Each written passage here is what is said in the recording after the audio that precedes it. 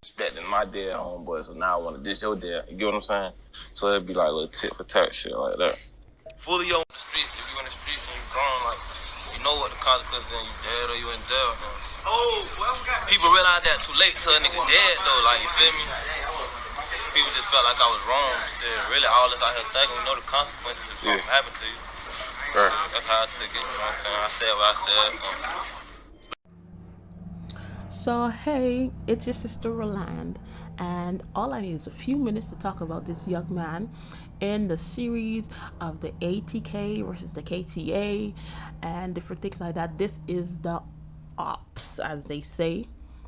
This is Charles Jones, aka Julio Foolio, and he is associated with KTA, the opposing crew that's, you know, have beef with ATK, that Kenyatta Bullard and Akeem Robinson, aka Queso, is from.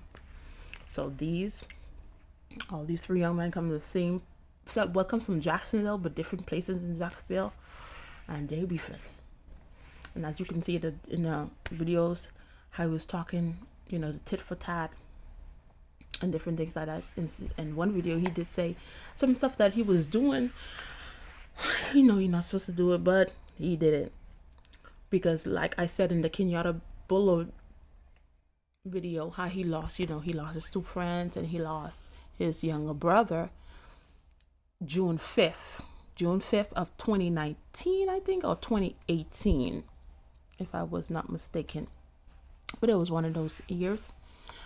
And the following year, this young Julio made a video and he is laying on a picture of these three young boys, and that was like, it's always something. It's something happened to somebody in the crew, and then they make a video or they go on live and different things like that.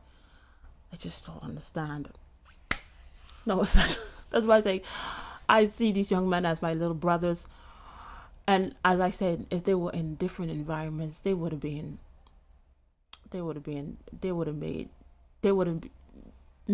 make something of themselves, but in a more positive light. Because this young man, he was 12 years old, he's walking and he saw somebody got shot. So all their lives they've been seeing murder. I'm making excuses for them, because I don't condone what they're doing. I don't condone that music. I don't condone anything that they do. But I just see them, I just feel, in a way, feel sorry for them that they don't get it. You know, you got shot. Kenyatta got shot 8 times, still alive, and you don't realize that's God's grace on your life for you to turn another leaf, to change your life. Sometimes we wait until it's too late, and then he's got shot at several times. And then his girlfriend even got shot. I think she got shot 13 times. And then this is what she did. I was dead. Yeah, she ain't outscored just yet. So you heard what she said. I mean, I just don't understand this generation sometimes. God give you. You might think it's chance. You might think it's luck. That's not luck, because I know I've known people that have gotten shot once, and they didn't make it. You got shot like 13 times. The bullet grazed your head. The bullet could have hit you in your head, but you're still here. But they don't get it. They're still going tit for tat with each other. Tit for tat, tit for tat, tit for tat. Just back and forth. And like I said, if with him, he was 12 years old. He was walking, and then somebody got shot in front of him. For something like that to happen to a 12-year-old, because you know your brain isn't fully developed until you're 25. So all these traumatic stuff that's happened to him, Kenyatta, and to Julio, that has an effect on your body. That has an effect on your brain. That has an effect. It changes us. And then this is all he sees. This is so, and then he keeps on seeing it, keeps on hearing this, and this has become like normalized. People just falling, people just doing this, people just doing that. And now they are influencing your children. Because your children find out, you may not know about them, but your children know about them. Children know about these young men. And if they, it's not like I'm making excuses, because I don't condone what they do. I don't condone their music. No, I appreciate. Yes, I applaud that they came from nothing. They made a name for themselves. But if they were in a different environment, if they had better role models, they would have made a name for themselves. They would have made something out of themselves in a more positive light. Because some people, God just gifted them like that. They just gifted, to make it. But sometimes are we our own worst enemy? We just don't get it. We just don't get when God's favor and blessing is on our life. It's not luck. It's not that, you this, I'm that, or you didn't get me and stuff. No, it's God blessing. It's God trying to give you a wake-up call, get your attention.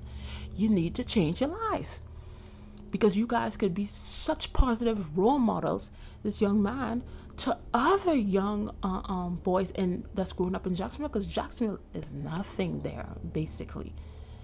And you could make ways, open opportunities and touch other young boys because you didn't have it.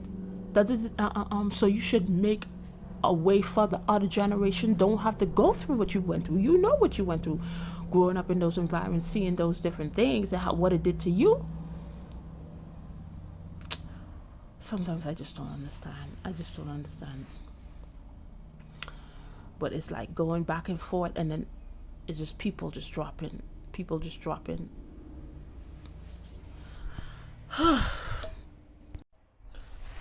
And one thing that came to me as I was researching these young men, Kenyatta, aka Young and Ace, and Charles Jones, aka Julio Foolio. Like I said, I see these young men as my little brothers, because of course I'm older than them. But you see this tit and tat that Julio said.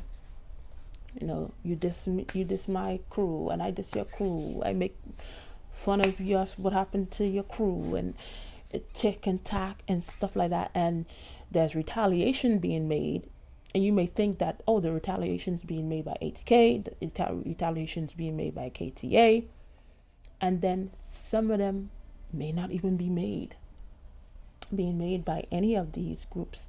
It may be a group that people don't even know about.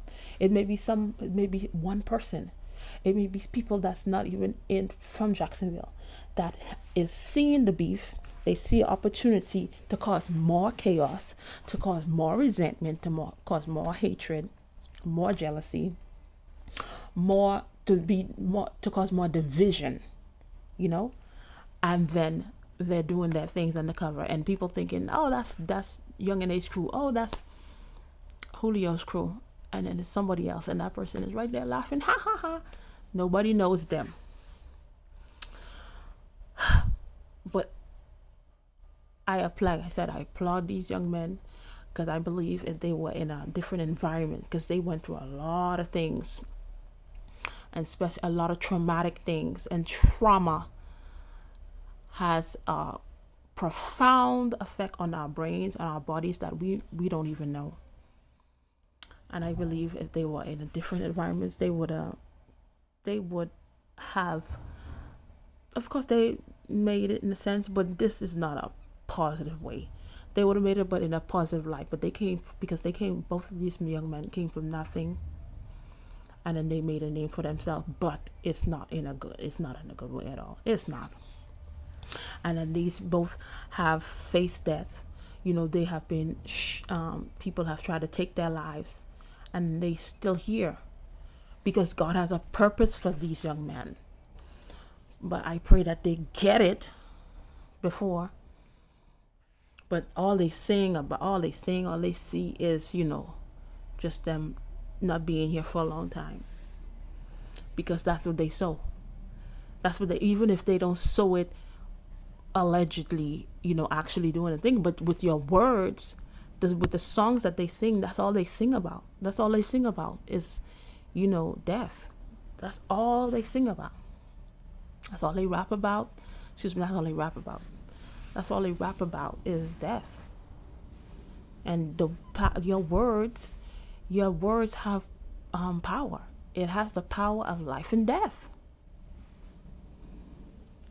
So hopefully they get it, because even Julio's girlfriend got shot all those times, and you still here. I mean, I don't know something, because I've known people that got shot several times. This young man was in our church. He got shot like 8 times, and he had the bullet left. It was one bullet left in him, and it came out like a year later. And his friend got shot once and died. But this young man, he changed his life. And he's doing very well now.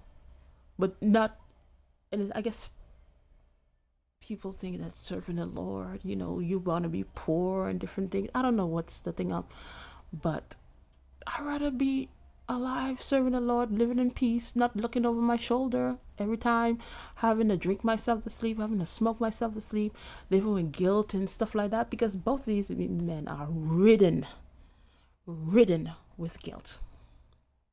They are ridden because, like, it's a lot of people that are around them that are just dropping. So all I could do was pray for these young men. That's all I could do.